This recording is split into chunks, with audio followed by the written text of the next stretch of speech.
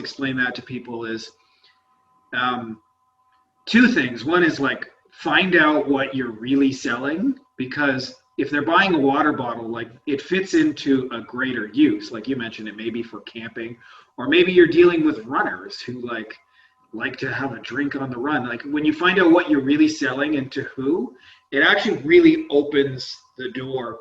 And then the other thing, it sounds so simple, but if you think the only product they're going to buy is yours, then you are really, really fucking mistaken, right? Like I see this in group coaching and things like that. Like if you hire a mentor or a coach, you're probably going to hire 20, 30, 40, 50 over your lifetime,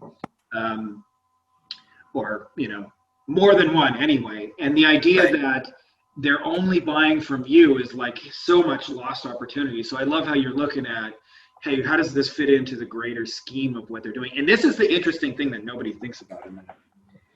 It's better for the customer, right? Like it's not just like what you're doing is like, hey, we can pimp them for 15, 20%. Like it saves them time to have to find all those complementary pieces and do research and figure out what's good. It's like, hey, no, we get you. We got a special. We've already done the homework. Here it is.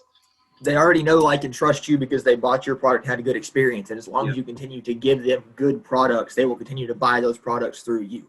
Yeah. So, yeah. Yeah, it's a different philosophy of treating people like people instead of people like cattle to milk the credit card from.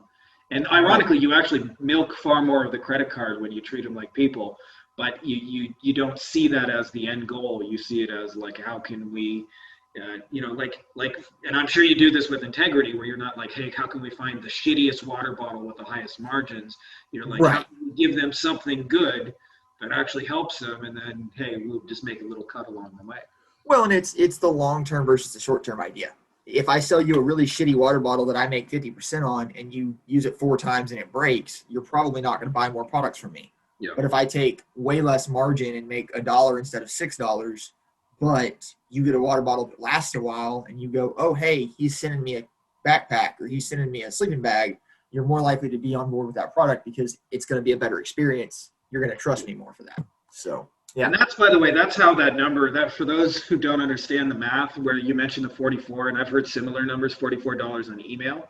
It's not as if you send one email and they give you $44 on day one. It's more like you send an email, this one gets you 50 cents. This one gets you $1. You send 20 in a row, they get you nothing. You send 3 more and you make 5. And collectively over the life of that relationship. And that's a big secret. I know in my agency, my oldest client has been with me since 2009, and you know, it makes the income ups and downs of entrepreneurship like way easier to deal with when you know, like, you have like an established base to start the month, and so much of that comes from what you're doing. So I think I've kept you long enough here. I would just ask for anybody who's listening to this and has an e-commerce brand or whatever, is interested in connecting with you, what's the best way to reach out? Either my profile, tag me in this video, or findlostrevenue.com. Love it. If that wasn't an easy enough domain to remember, findlostrevenue.com.